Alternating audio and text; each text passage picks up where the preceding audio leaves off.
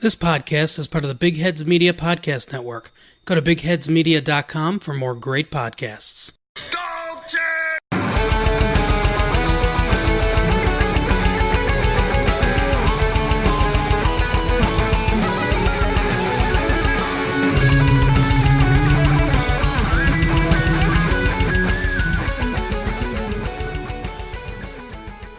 Greetings, Dog Pound Nation, and welcome to the Two Green Browns podcast with me, Neil Dunworth. As always, we are part of the Big Heads Media Podcast Network, and today I'm coming to you again with Week 5's betting preview with the wonderful guys from One Super Bowl Drive, and I have Enda with me today.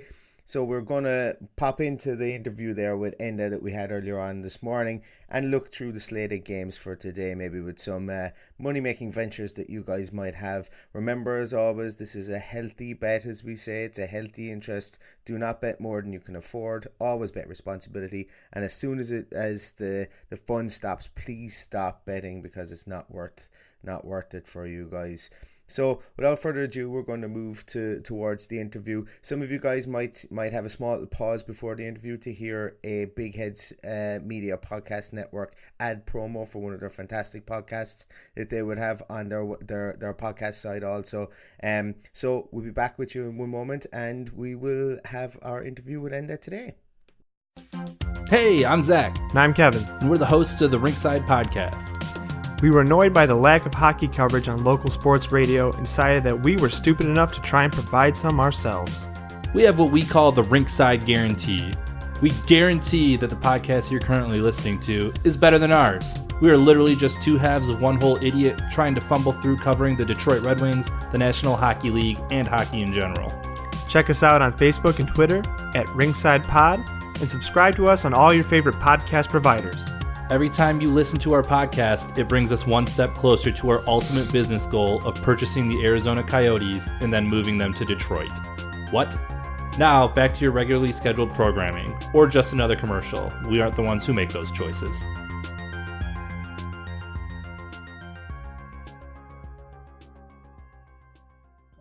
Thanks, Enda, for joining today. As I mentioned earlier on, Enda from One Super Bowl Drive is back again for Week 5's betting preview. We're going to go down through the slate of games that we have. We've 14 games on the slate this week, culminating with the 49ers and the Browns for Monday Night Football, which should be a rip-roarer. But let's take a look at some of the other games first before we steal the Lord Mayor's show at the end of the podcast. But firstly, Enda, how are you doing today?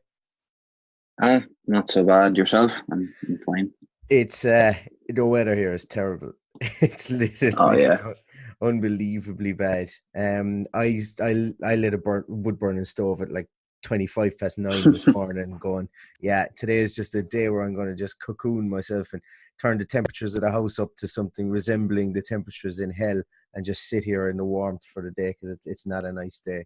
It's gas what we consider a hurricane and what America considers a hurricane though as well. Yeah. We had Ireland had a quote unquote Hurricane Lorenzo over the course of the last couple of days. We didn't even knock over flower pots, but our national emergency team was on all hands on deck because yet our state broadcaster still allowed the broadcasters to go right out onto the edge of cliffs beside the sea to film how bad the storm was, and I'm doing air quotations here.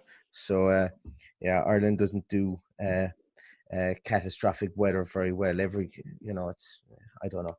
It wasn't anything like it was proposed to be anyway. Thankfully, I suppose in a way. Thankfully, it wasn't. But less of that and more of these games over the coming week. So we've got, as I mentioned, we've got a slate of 14 games. There's a lot of games I think this week that are going to be pretty tight to call, but there are some areas I know that Enda has mentioned to me just before we came on that he has some feelings in his waters about, and I followed a lot of Enda's tips last week, and I left out the Texans out of my betting slip last week, and I was bloody delighted I did, and ended up making a nice few pound, especially on the Browns +7. It was a gimme for a finish. So what game are we going to start with today, Enda? I'll start with the 6 o'clock or the Irish 6 o'clock games, Irish time. The first game I have here is I'm just going to pass over is the Vikings and the Giants. It's in MetLife. The Vikings are 5.5 point favorites. Mhm. From what I've seen this year, Vikings are hit and miss, and I don't think they deserve to be road favorites or 5.5 point favorites against anyone. I know the Giants' defense isn't great, but Kirk Cousins looks like he couldn't hit snow off a rope at the moment. He can't. He actually couldn't hit like anybody last week. Adam Thielen has come out and criticised him now, and that's very unusual for him. Stephon Diggs want to leave, and other than Dalvin Cook is running the show or running teams into the ground, like the Vikings could be 0-4 because Kirk Cousins just can't throw the ball. I think the Vikings, like if the Vikings want any playoff hopes or anything, they should be beating the Giants, especially without Saquon. I know Gallman came in last week and did a good job, and Daniel Jones is playing well. But if the Vikings are considering themselves a team that could win the NFC North or be going towards playoffs, they should be beating the Giants. But I'm just not going to back -5.5 on the road, especially after the way Kirk Cousins has performed so far. He is. I think he's never going to be able to shake the moniker of being a bit of a bottler, Kirk Cousins. I just don't think he can. I think it's now entrenched in him. Just all the statistics that he has about not beating winning teams and stuff like that. Not his bad statistics on the road. Yeah, he's not doing his team or himself any favors. I had this one down. Probably just the Vikings and the money line, but I'm going to stay away from it. I don't think I'm going to bet on it at all because anything could happen, I think. Yeah, no, the Giants were good last week, and as well as that, I read a stat that Teddy Bridgewater has more wins for the Vikings since the first week of 2018 against winning teams than Kirk Cousins does, and that says it all, I think.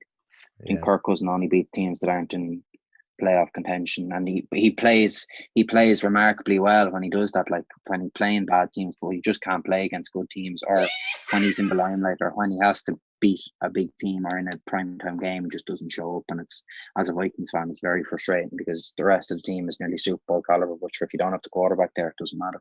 Exactly. Well, there goes the yeehaw. We've decided to keep that from last week. It worked well for the podcast. So we need to give our Woody the cowboy is going to tell us when to shut up, I think, in this instance. So I think what the best thing we'll do there is maybe pass over on that one. It could go either way. But if you really wanted to have a flutter, the Vikings defense could carry money line. Yeah, I think so. I just wouldn't touch the -5.5. Okay, the next game I have here that I will be putting in like unit, or I will be back as a single, is the Ravens against Pittsburgh in the AFC North. I know you'll be watching this with close eyes. I think the Ravens might be slightly undervalued here. Their line at the moment is 3.5 points. Now I know the Browns came out and trashed the Ravens last week, but the Ravens, the last two games they've played against the Chiefs and the Browns, who are two of possibly the best rosters in the NFL. Pittsburgh isn't close to the rosters of the Chiefs or the Browns. I know it's in Pittsburgh and Mason Rudolph played well last week, but I just think that the Ravens, everyone's forgetting what they did in the first few weeks. I know it was against the Dolphins, but I do think that my one worry is Lamar's going back to the way he was last year, where he can't throw the ball. And then I'm not Lamar's biggest fan, but I still think that they should be beating the Steelers the way they are, again, by more than 3 points. And as well as that, God only knows what Pittsburgh bet in Monday night against Cincinnati. Like Cincinnati, I thought Cincinnati had a chance, and you were right last week. They didn't have a chance, and they just showed up as absolutely atrocious on Monday. And if that's what they are, Pittsburgh didn't beat any great deal. I'd have to agree with you on this one. While the Steelers have gotten their shot in the arm and they've got a feel-good feeling within the group, James Conner is a bit banged up. Mason Rudolph he doesn't show any confidence throwing the ball down the field. He can only throw half-yard passes and hope that things happen. I think the Ravens are at -3.5 is great value here, and it's in my accumulator as well. So I'll be taking the Ravens -3.5. Where to next? Next game I have is I'll be taking an underdog. I am going to back. I can't understand this, maybe but I was going against the last week, but I'm going Cardinals in Cincinnati. I'll be backing the Cardinals on the money line. The current actual line or handicap is -3 for the Bengals. I think the Cardinals could beat them outright in Cincinnati, especially if they played like they did last week. Like last Monday night I'd actually backed the Bengals myself last Monday night, and I'll tell you I won't be backing them again this season after Monday. It was just a throw. It's just like they have from what they showed, like any team in the NFL, like the Dolphins with Josh Rosen has brought them on a bit. They could give them a game. That's saying a lot. Like, Yeah. but yeah, they were just so bad. I think the Cardinals will beat them straight up in Cincinnati this week. The one thing that I looked at this as well, and it's Bengals -3 at any time this year is going to be difficult to look at with a straight face. But the one reason I think that the bookies have gone this way and Vegas has gone this way is maybe Christian Kirk might be out for the Arizona Cardinals, and that could be a bit of a a detractor for them. But I like that bet. I like Arizona +3, and I would have no qualms. I won't be backing it myself, but Arizona +3 would be. Yeah, I would. I would take in that Christian Kirk might be out, but I think that Kyler Murray's actually built a good rapport with Larry Fitzgerald as well. And I'd say Larry Fitzgerald is glad to have somebody who's actually able to throw him the ball and make a bit of plays himself rather than him carrying the team or for the last 15, 16 years. But yeah, no, I think if Christian Kirk was playing, I'd be hammering the Cardinals. Like, I'd be backing them big time. But I still think they can beat the Bengals with or without them. Yeah. Well, it'd be an interesting one. Very interesting. Next one I'm moving on to here it's the biggest line of the week, I think, is the Patriots in Washington. Back it. Put an extra 7 on top of it and back it. That's my my view exactly as well. I think the Patriots are worth a single this week on the handicap -15. The Redskins are so bad. Like, they're so bad. They're would you believe the only week that I backed against the Redskins nearly every week, but the first week, my biggest bet of the week was the Eagles -8, and the Redskins decided that was the one week, the first week, they were just going to be able to throw the ball and beat everyone downfield. But the Patriots, I'd say, are hurting after last week. They got a good old scare in Buffalo, and I think if Josh Allen had been in for that last few minutes, they could have beaten them. Buffalo the Buffalo defense is definitely for real anyway, and exposed the Patriots that if you play a very good defense against them, like, they couldn't score a touchdown. They got a block punt, but anyway, again, that's another matter. I think the Patriots will beat the Redskins by could be 20 points this week, 25 points. They -15. They should easily cover -15. Redskins won't be able to score against, like, that Patriots defense is as good as the Bills defense. It's one of the best in the league. Yeah. Their offense mightn't be firing on all cylinders, but I don't know how much points or how many points at all that the Redskins will be able to put up on the Patriots. Yeah, especially with Colt McCoy slinging the pill, and he's only back from a bad injury as well. So I think the Pats defense could cover -15 on their own. Never mind the offense. I think against this Redskins, I'll be putting a novelty bet of like Pats -25 and putting a 5 on that, and you'll get good odds on it as well. So I'm definitely with you on that one. That could be a complete another bloodbath at the weekend. I'd say they'll be out for blood as well after last week.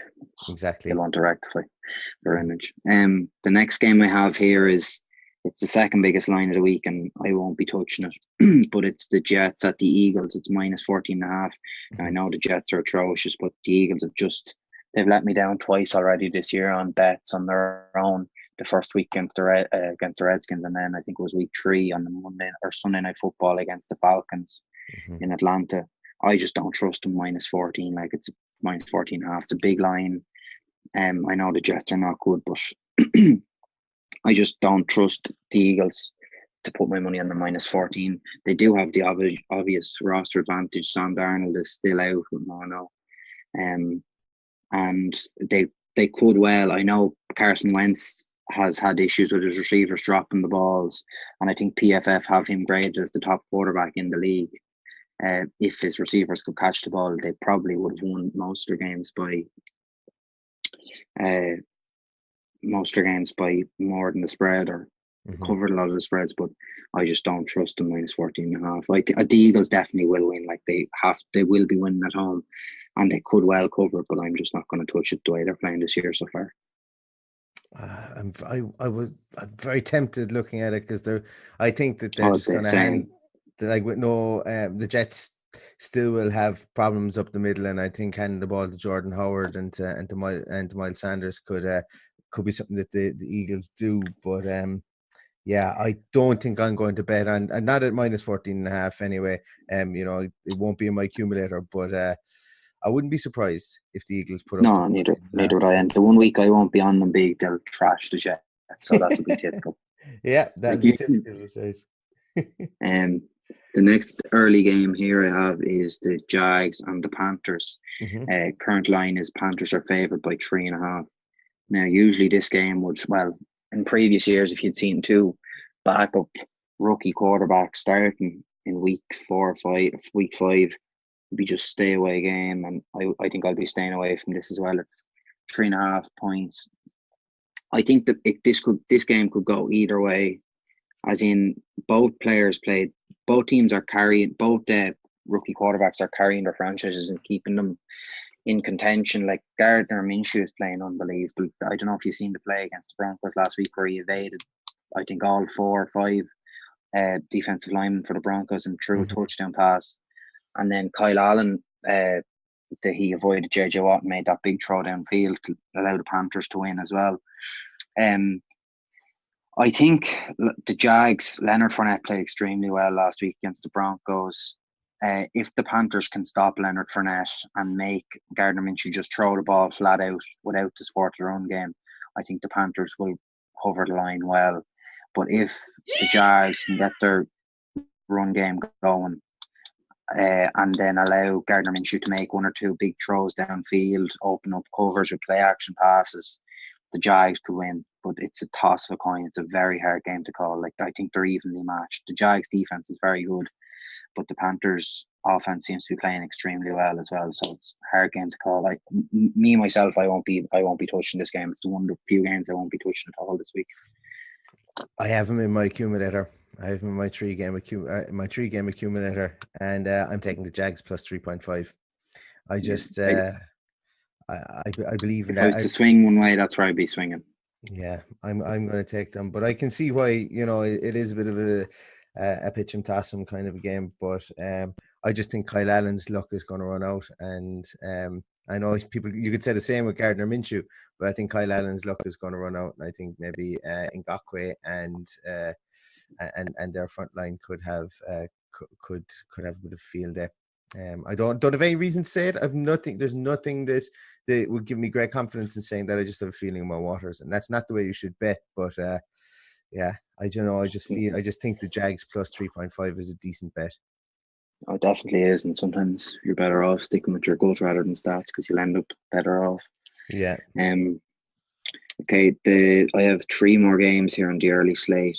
Another game I go to that I'm a game where I probably put into my bet, but I wouldn't be extremely confident on it, is the Buccaneers in New Orleans playing the Saints. Mm-hmm. Current line is -3. The Saints defense played very well against the Cowboys. They held them to 10 points. I think the Saints will win this game. I will be back in the Saints -3.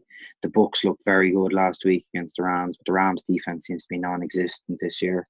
And Jared Goff, I'm not a massive fan at all.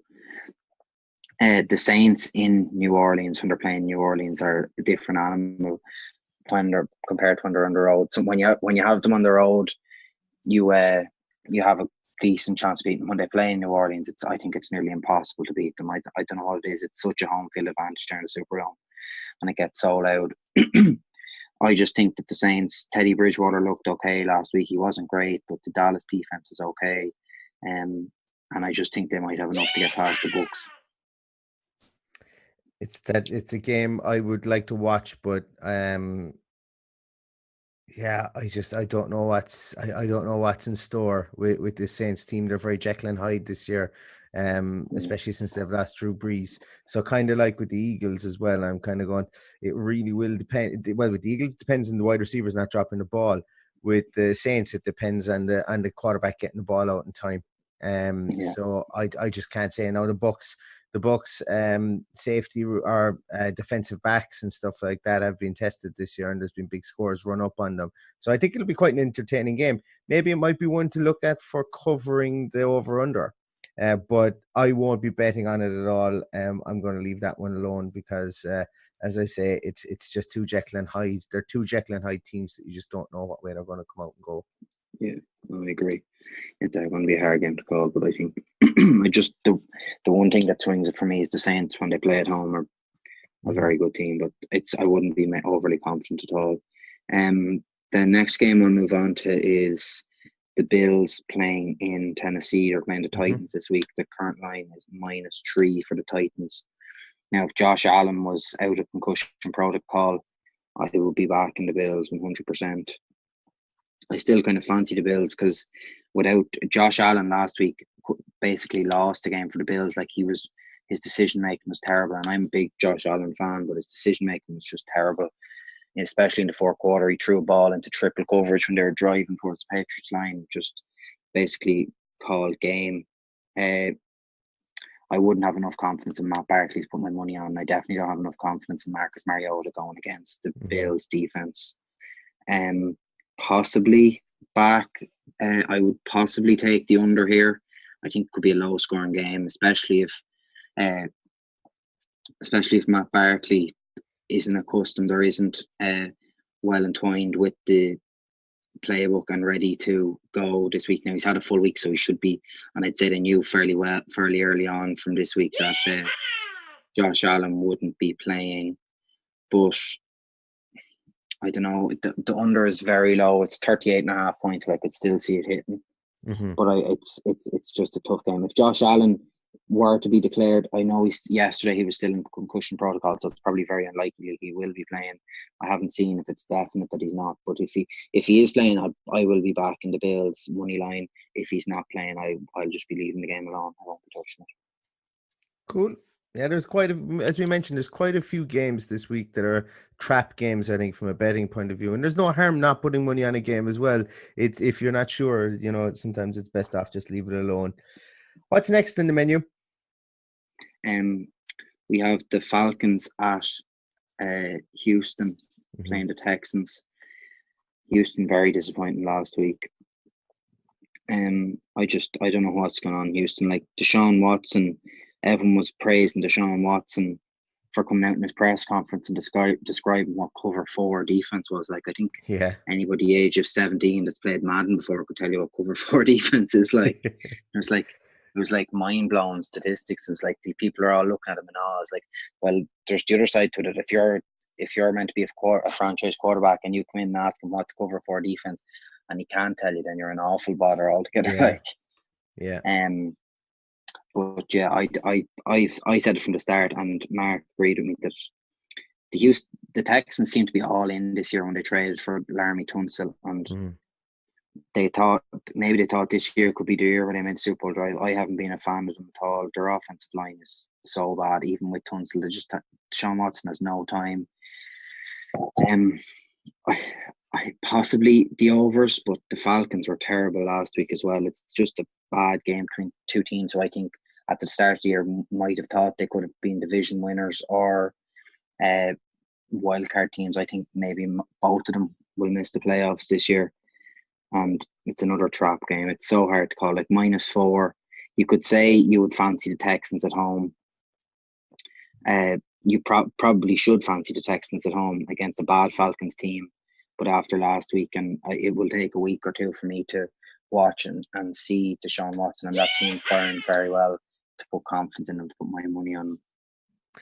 I cannot understand how the NFL or how the NFL community in larger part are not taking the Texans to task. Loads of reasons. So the Texans have made these wild shot trades recently. They like when the Browns got Ward, there was the 4th pick. Deshaun Watson went down. Texans finished in the top 4 picks. That pick went to the Browns.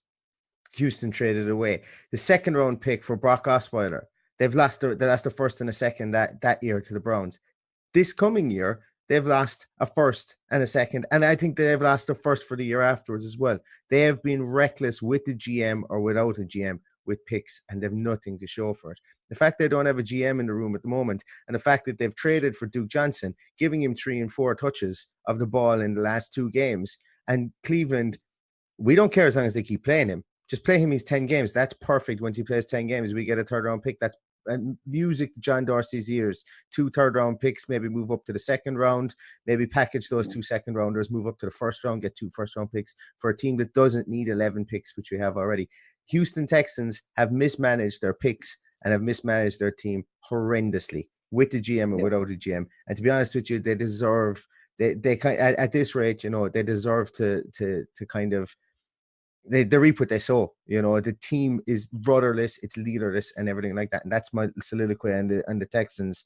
I'm not going to have a bet in it either because Dan Quinn is the luckiest head coach in the NFL at the moment to still have a job. He keeps on firing all his coordinators, but the constant remains and the issues still remain as well with him. Both of those teams need to have a good hard look at themselves in the mirror. I'm going to stay away from it as well. But yeah, I just had to get it off my chest at the Texans. They're actually horrendously run at the moment, and it's a crying shame.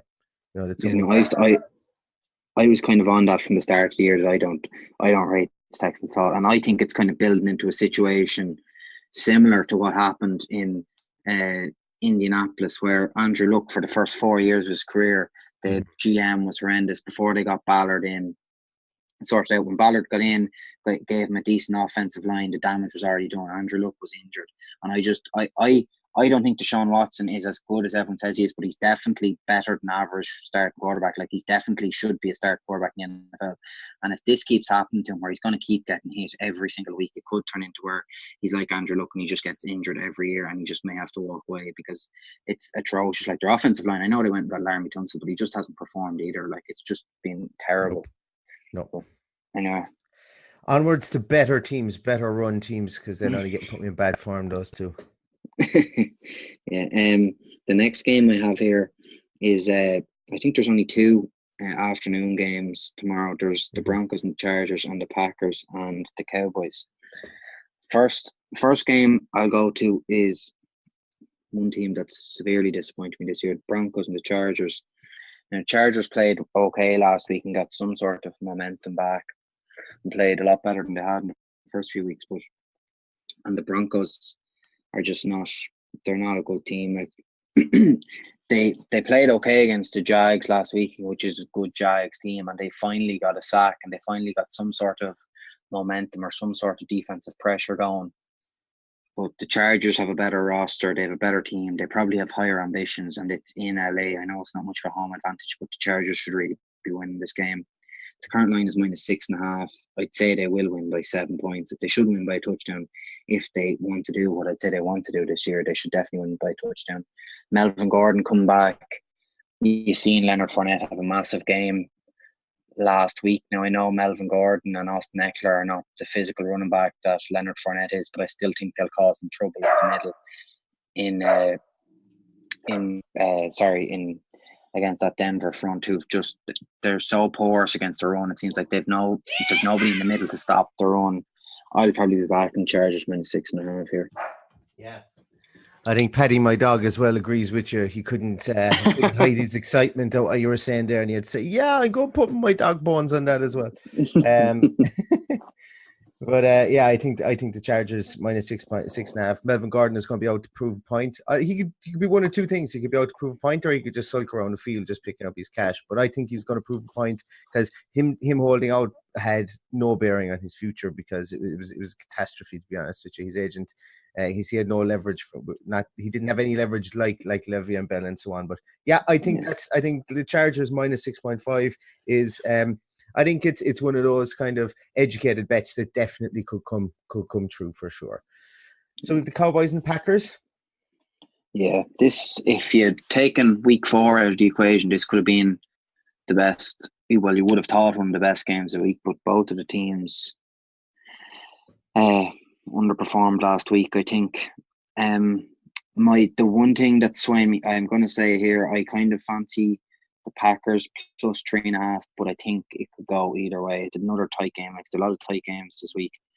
Tyron Smith being out is the major swinging point for me. Like that, he is probably the best player on that Dallas offensive line, and him being out with an ankle sprain is massive. I think if the Cowboys can stop Aaron Rodgers getting into some sort of flow and can limit their run game, then the Packers could be in trouble and the Cowboys could win. from my own opinion, I think the Packers will beat the Cowboys. But saying that, it's a lot easier said than done going in and beating the Cowboys in Dallas now. It used to, for the 2000s, they weren't a great team, but they have a very good roster now, and their defense is good. So it's another hard game, but I think Tyron Smith being out just swings to the Packers for me, especially plus 3. Yeah, I can't call this one. I'm going to sit back and watch this one as a fan.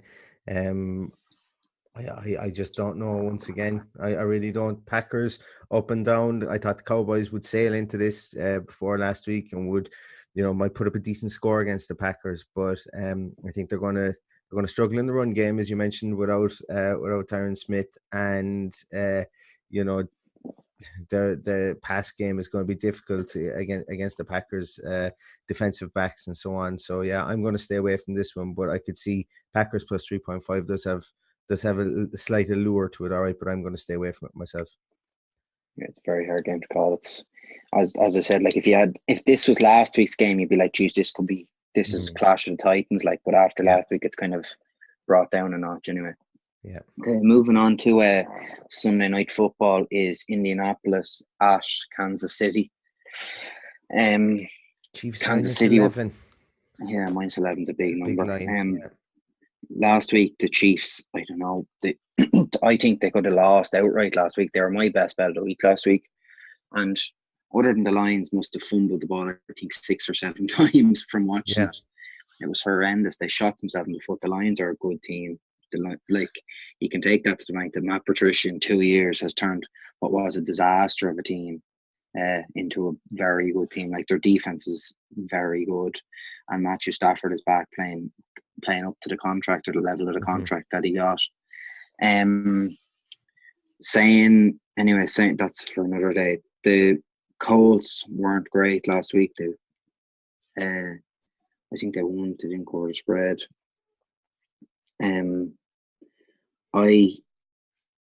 Or did they even beat the Raiders? I don't think they did. Sorry. But yeah, no, I had backed the Colts last week. The Chiefs will definitely win this game, but whether they win by 11 or not, you could, like last week, if you'd asked me before they went in and played in Detroit, I would have said, yeah, the Chiefs could nearly beat anyone in the league by 7 points. You asked me again this week, I'd say the Chiefs could probably beat anyone in the league at home by maybe bar teams with the highest level of defenses like New England, Buffalo, that kind of standard defense, maybe Minnesota if they start performing a bit better. But 11 points is an awful lot. The Chiefs will win this game. You can take the money line. I wouldn't be worried at all about that. Even last week when they've found a way to win in Detroit when they probably shouldn't have won. The Chiefs money line is very short, but -11 is a big number to be laying, especially primetime football. Indianapolis will be up for it. Like, it's a big AFC matchup. The Colts are playing better than I'd say a lot of people have given them credit for, or would have given them credit for after Andrew Luck left. And I just think the Chiefs will win, but it might be as concise a victory as everyone thinks it will be. Agreed. -11 is putting me off on that one as well. So that brings us to the Raiders versus the Bears. The Teddy Bears. Yeah. Sorry, I missed this game because I had it actually marked down as a separate thing because it's a London game this week. I think the Bears -5. Everyone is. If Mitch Trubisky was in this line, I think this line could be minus maybe 8 or 9. And I don't think Chase Daniels is that much of a downgrade from Mitch Trubisky at all, because I don't think Mitch Trubisky is. Well, he's shown this year to a lot of people that he's kind of the weak link in that Chicago team. The Raiders have played two West Coast games. I think, and now they're moving the whole way to London. It's a massive time difference. They've probably had time to accustom to it, but the Bears team is just so much more talented than the Raiders, and they should be beating the Raiders by 7 points. I fancy the Bears -5 here. Usually as well, when the favourite goes to London, the favourite usually wins and covers the spread. It's a trend for the last number of years that if you watch it, I think there's only been a few teams that have been favourites and lost straight up. I think it's only maybe 4 or 5 out of 25 games. So yeah, I fancy the Bears here. I just think they're a better team overall than the Raiders. Yeah, I think that as well. I'm disillusioned with the Raiders again. And look, I saw something recently whereby they had Josh Jacobs as the #1 rookie this year, and Yeah, I've seen that too. I'm not sure. I'm not sure what's going through the air conditioning in that building, but it was that one was a bit of an eye opener to me. You mentioned the difference between Chase Daniel and Mitch Trubisky. Both of them are game managers, or both of them are trying to be game managers, and I think Chase Daniel will come in and dink and dunk. And yeah, the -5 could be good in that instance there. I think we'll see a heavy dose of David Montgomery and a heavy dose of Tariq Cohen, I think, in this game. Which will get them over the line, and I think they'll win by a touchdown. Yeah. Just one last point there, and you're after triggering something I thought to myself when I was looking at this game breaking down. Chase Daniels actually managed to get Tariq Cohen more involved than Mitchell Trubisky is, and I think if the Bears' offense wants to start firing, they need to get him back more involved. And if he gets back more involved, the Bears, and he hits form, like, the Bears could decimate the Raiders this week. Like, I think he's nearly the key to that offense. Like, he's such an electric player that if he starts getting him more involved, especially at the pass to the backfield, and maybe, I don't know, like tosses and stuff like that, if he gets more ball, I think he could be serious improvement to the way they've been playing anyway. But yeah, cool. It's hard to know about teams. And we're on to the Lord Mayor's show.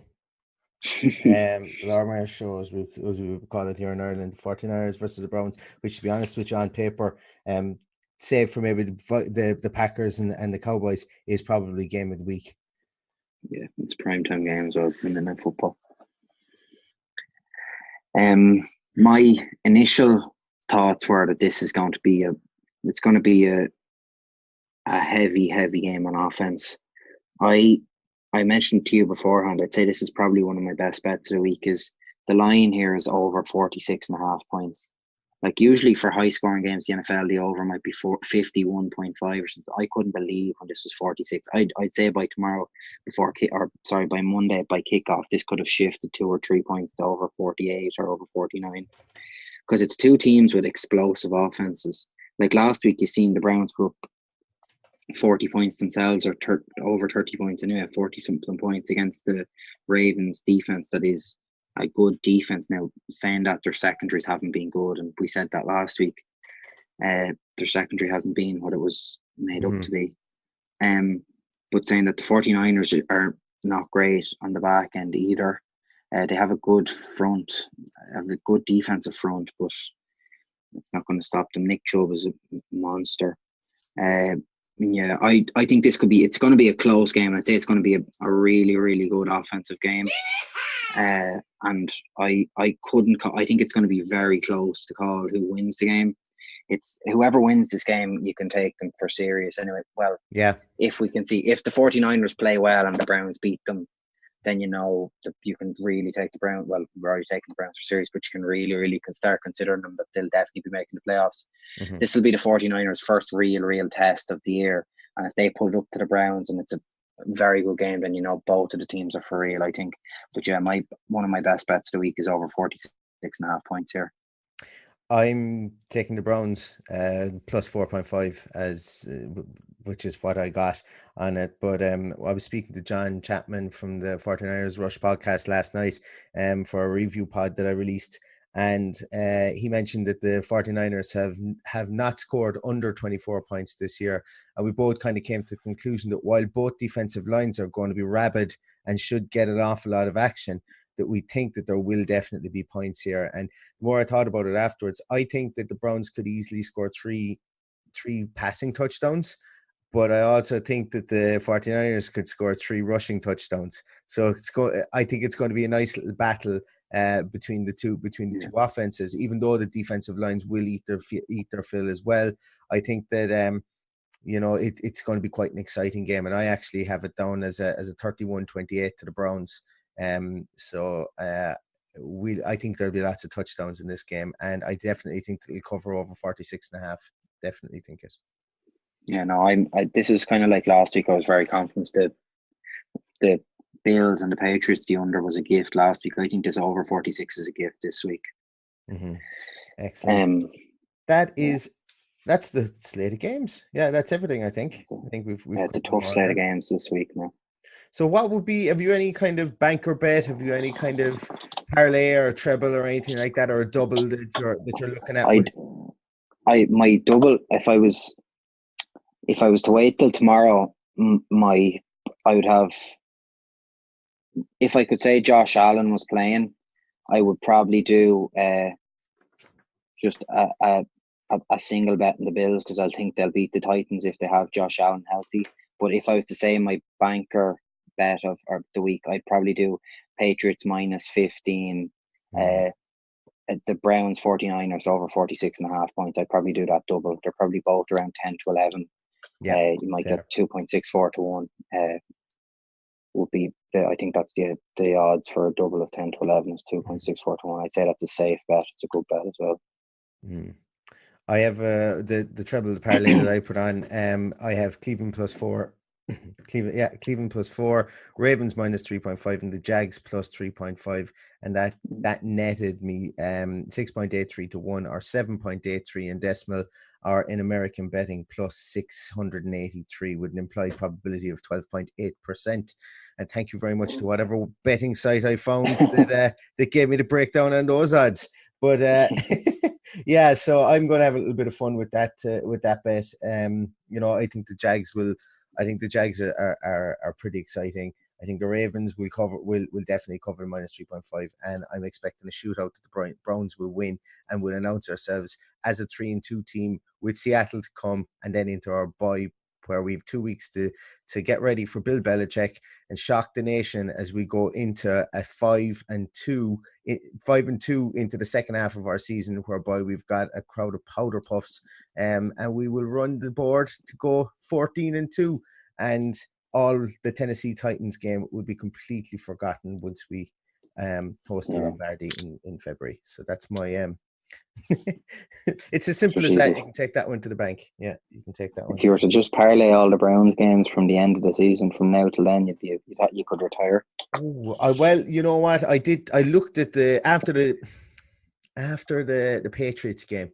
If you were to parlay all the rest of the Browns games, now obviously if you're backing them this far out, you're going to get decent enough odds, because they probably won't take into account injuries and so on. So if you were to parlay all of them, it might be it'd be nuts. It'd be completely crazy, in the unpredictable nature of the NFL. But be a nice bit of fun if you were going into the last game. And if you were just taking the money line on all those, I'm sure some of the betting sites give you a cash out option that maybe you could you could cash out at some time. But there's no fun in that. No, there's not. Well, there's fun in making money, but it doesn't beat the thrill of winning it. Anyway, I just final word for me would be, I just think that the Patriots minus 15 this week is very good. I think the Browns over 46.5 match total is very good, and I think I agree with you that the Ravens have played two very good teams, and I think they're being undervalued here against the Steelers. Excellent. Well, as always, Enda, thanks so much for coming on. This is becoming a weekly thing. Thankfully, I'm delighted to have you on, and long may it continue into the future. Do you want to plug the website, plug Twitter and stuff like that just before we go? Yeah. So Mark is same as every week. Mark is releasing his power rankings. He's released them yesterday. He's releasing weekly power rankings for all the teams with a breakdown of why and how each team is moving, or implications for the rest of the season. And myself, I'm putting up betting previews. We're releasing them every Sunday at around 12 or 1, and they include like a bet of the week, maybe an underdog of the week, similar to the kind of stuff that I'm saying on here, and they give a breakdown of each of my best bets, etc. So it's one Super Bowl Drive, and the website is onesuperbowldrive.com. Excellent. Well, thanks very much, and I hope you have a great weekend, and hopefully this weather passes over here in Ireland so you can actually get out and do something. If not, the great news is that in Ireland the games are going to start an awful lot earlier in the NFL tomorrow. So if we are confined to the house, strong drink, nice fire, and we can watch NFL from, I think it's 1 o'clock tomorrow. So I think actually the Bears and Raiders game is 6 p.m. in London time. It's it? the same as, it's not the morning games like in the USA. I think it's one of the 6 p.m. games here still. Oh, balls! I was looking forward to a good day on the couch tomorrow. But nonetheless, I'm sure that we'll have enough sport to keep us going with the Rugby World Cup. Definitely. Thanks a million, Enda. That's been amazing, and we'll talk to you next week. Thanks again to Enda from One Super Bowl Drive for coming on and reviewing the slate of games. As we mentioned, there are some games there that just are too tight to call, but there are some other games there that offer some good value. So that does it for today's podcast. Thank you once again, as I said, to Enda for coming on. Thank you everybody for listening. We're getting some great numbers, and I do need to apologise for the lack of frequency for pods that we've had this week. Just had a lot on in work, and obviously trying to do this with only one functioning eye at the moment has been a bit of a chore. But next week we will be back up and functioning to full capacity once again. So as always, follow the podcast on @2greenbrowns on Twitter. Follow John on @JohnCahill_IRL. Follow me on @JimCustard. Most importantly, if you are subscribing to us on Apple Podcasts or Spotify or anywhere, remember to leave those lovely reviews, 5-star ones preferably, because that really helps the podcast to get known. Please share the podcast on Twitter also. And if you've got certain friends that are maybe going on a long trip, give them our podcast name. Tell them to sign in and get them to give us a listen. You never know, they might actually like us. They might like the little Irish lilt to our voices. So as always, thanks everybody for listening. Thank you to everybody for everything you do for this podcast. It's really, really appreciated. We're onwards and upwards to Monday night towards San Francisco 49ers, and there's nothing left to say but go Brownies.